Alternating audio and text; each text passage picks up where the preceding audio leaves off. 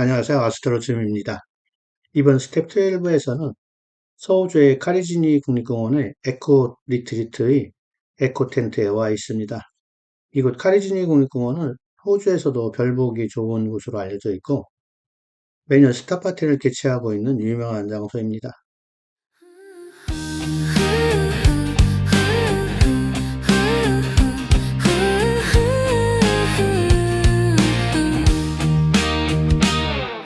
먼 길을 달려왔어요. 서호주 카리지니 이곳은 천국이네요. 밤하늘을 즐길 사람들이 찾는 이곳 한 번쯤은 와봐야 해요.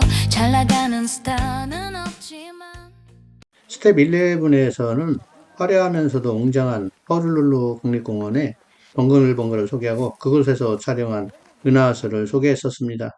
제 자랑 같지만 이 영상을 보고 계시는 분들은 너무나 귀한 곳에 대한 정보를 보고 있는 것입니다. 이렇게 풍광이 좋은 곳에 떠 있는 은하수 사진도 보고 촬영 정보도 얻을 수 있으니까요. 우리 팀은 얀나리를 떠나서 이곳 카리지니까지 오는데 다양한 경험을 했습니다. 카리지니에 뜬 은하수를 촬영하기 위해서 엄청난 고생을 했고요. 지금 보는 별의 일조운동 사진은 카리지니의 에코텐트 앞에서 촬영한 사진 300여 장을 동영상으로 만든 것입니다. 한 장당 녹출 시간은 2초 정도로 설정했는데도 이렇게 좋은 사진을 얻을 수 있는 것은 하늘의 조건이 뛰어나기 때문입니다. 약한 달이 있었지만 짧은 노출에도 대낮 같은 밝기를 얻을 수가 있었습니다. 그리고 이 사진을 보면 남극축에 별이 없다는 것을 느낄 수가 있죠. 남극축을 찾는 방법은 스텝 9에서 자세히 안내했었으니 아래 설명란을 참조해서 찾아보시기 바랍니다.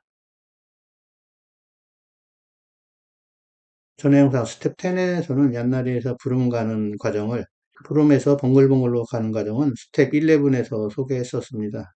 이번 스텝 12에서는 얀나리에서 이곳 카리지니 국립공원에 오는 과정을 소개해야 하는데 스텝 10과 11 그리고 이번 스텝 12가 서로 다른 이유는 4차례 서호주 여행 중 2번은 얀나리에서 부름으로 이동했고 나머지 2번은 얀나리에서 카리지니와 마블바 방향으로 이동했기 때문입니다. 그래서 이번 스텝 12에서는 이전의 스텝 10과 11과는 다른 경로인 카리지니 국립공원으로 가는 경로에 대해서 얘기를 해보려고 합니다. 카리지니로 가는 과정은 제가 그동안 경험할 수 없었고 앞으로도 경험할 수 없을 것 같은 영화 같은 풍경과 같이 할 수 있어서 너무 행복했었습니다. 그런데 아마도 팀원들 중 다른 사람들, 특히 여성 팀원들은 그렇지 않고 힘들었을 수도 있습니다. 평소에 영상으로 즐겨보던 파리 다카르 랠리의 한 장면을 우리 팀이 연출할 줄은 꿈에도 생각하지 못했었습니다. 화성처럼 보일 정도의 붉은색 토양으로 덮인 거친 오프로드를 시속 100km가 넘게 달릴 수 있었던 경험은 이곳에 왔었기 때문에 가능한 것이었습니다. 오프로드의 미카엘 슈마허가 된 기분이었습니다.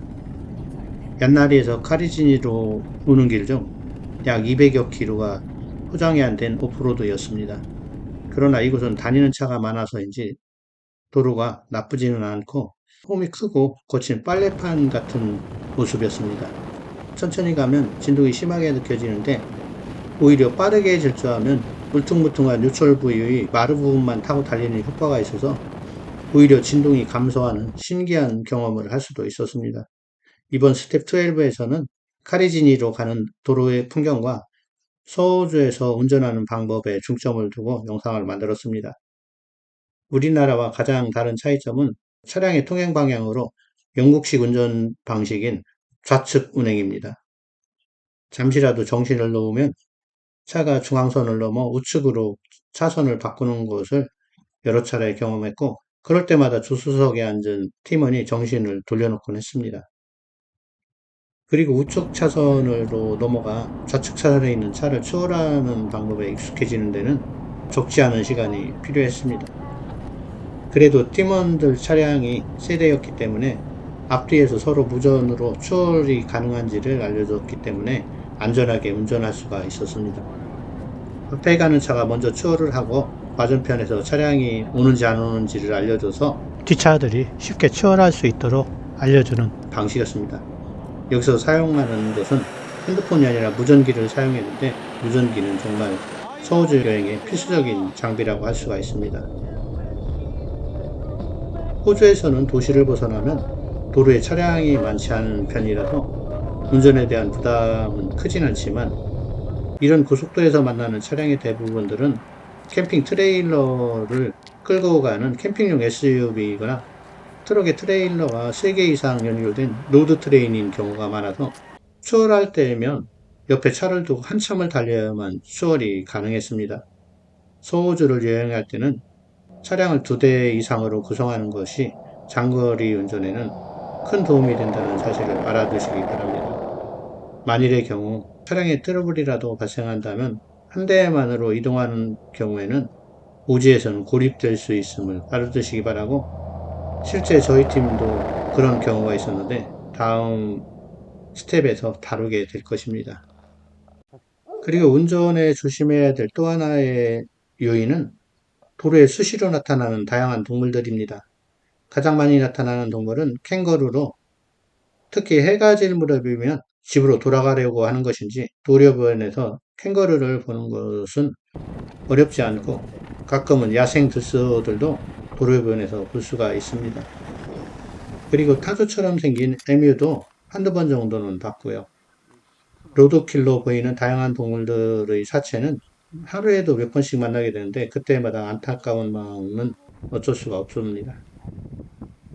로드킬을 피하려다가 2차 사고가 발생할 수도 있기 때문에 앞에 가는 차가 로드킬을 발견할 경우에는 조심하라고 무전으로 뒷차에게 알려줘야만 했습니다. 로드킬이 많을 수밖에 없는 이유는 들판에 도로가 그냥 뻥 뚫려 있고 도로 좌우에 동물들이 도로에 접근을 방지할 수 있는 장치가 없기 때문에 그냥 자유롭게 동물들이 왔다 갔다 하기 때문입니다. 그리고 그런 장치를 만들 수도 없는 환경이고요. 한때 우리나라에서 현대 갤러퍼나 기아 스포티지, 록스타 같은 자동차 앞에 쇠파이프로 만든 범퍼가 부착되어 판매되는 경우가 있었는데 이런 범퍼가들을 캥거루 범퍼라고 불렀어요. 캥거루와 부딪힐 경우에 차량을 보호할 수 있는 장비였기 때문에 그렇게 불렀는데 우리나라에서는 캥거루가 없는데도 이런 서호주나 이런 지역에서 동물과 충돌을 방지해서 차량이 파손되고 운전자를 보호하기 위한 장비였기 때문에 그냥 일반적으로 캥거루 범퍼라고 불렀던 것 같습니다. 지금은 위험한 장치로 간주돼서 우리나라에서는 불법으로 간주가 되어 있지만 이곳 호주에서는 아직도 캥거루 범퍼를 단 차량을 쉽게 볼 수가 있었습니다. 이곳 서호주에서는 도심을 벗어난 고속도로의 상황은 운전하기가 어렵지는 않지만 일주일 넘게 장거리를 운전하다 보면 몸이 뻐근해져서 휴식 중에는 몸을 풀어야 하는 것도 여행 중에 중요한 요소 중에 하나입니다. 물론 운전자 교대는 필수적이고요. 전에 미국의 옐로우스톤을 여행할 때도 느낀 것이지만 이곳 카리지니 가는 길에서 본 바이크를 타는 사람들은 광활한 초원에 치타 같다는 생각이 들 정도였습니다. 여성들은 싫어하겠지만 이런 것들이 남자들의 로망 중에 하나랍니다. 살아있는 심장 소리. 우리는 붉은 빛의 오프로드와 아스팔트 빛의 온로드를 반복해서 달려 카리지니 국립공원에 도착을 합니다. 이곳이 밤하늘을 관측하기 좋은 이유 중 하나가 바로 도로가 포장되어 있지 않아서 접근성이 떨어지는 것이라고 할 수가 있습니다. 그렇기 때문에 찾는 사람들도 적고 덩달아 상업시설도 생기지 않기 때문에 인공조명에 의한 빛공해가 거의 없다고 할 수가 있습니다. 지금 보는 영상은 우리 팀의 차량 세대 중 맨 마지막으로 달리는 차에서 촬영한 것인데 보이는 흙먼지가 차에도 스며들어 차량 내부도 온통 붉은색 먼지가 짙게 내려앉고 팀원들도 마스크와 수건으로 입과 코를 감싸서 먼지로부터 보호를 해야 하는데 지금 보이는 모습이 차량 내부에서도 같은 모습이랍니다. 드디어 카리지니 에코 리트리트에 도착을 했습니다. 이곳에서 밤에 촬영한 사진 몇 장을 보면서 스텝 12를 마치려고 합니다. 스텝 13에서는 이곳에서의 은하수와 마젤란 성원, 그리고 에타카리나 성원, 그리고 은하 몇 개를 촬영하는 과정을 소개하려고 합니다. 이번 스텝 12에서는 별사진 촬영보다는 이동 과정을 중점적으로 안내해 드렸는데 이곳을 여행할 계획이 있는 분들께는 작지만 도움이 되셨기를 바랍니다. 그러면 스텝 13에서 뵙도록 하겠습니다. 감사합니다.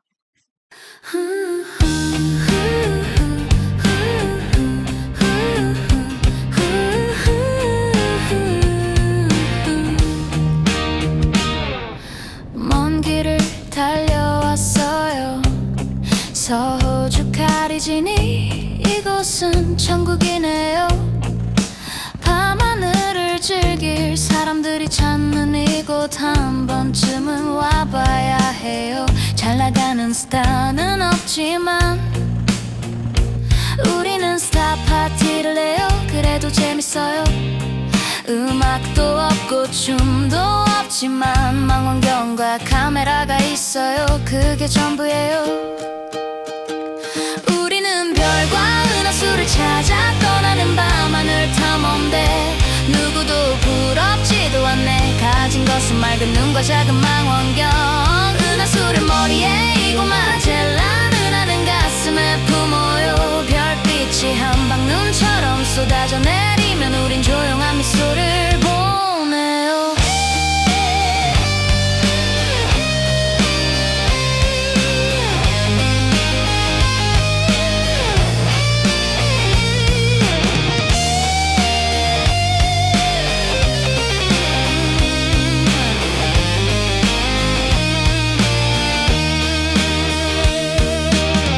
이 멋진 풍경을 위해선 거친 길을 달릴만 하지요. 이 멋진 밤하늘을 위해선 카메라와 렌즈를 챙겨요. 어둠 속에서 중얼대는 말소리는 밤하늘로 보내는 우리의 신호죠. 여기 있는 모든 이들에게 감사하죠. 그리고 미소를 보내요.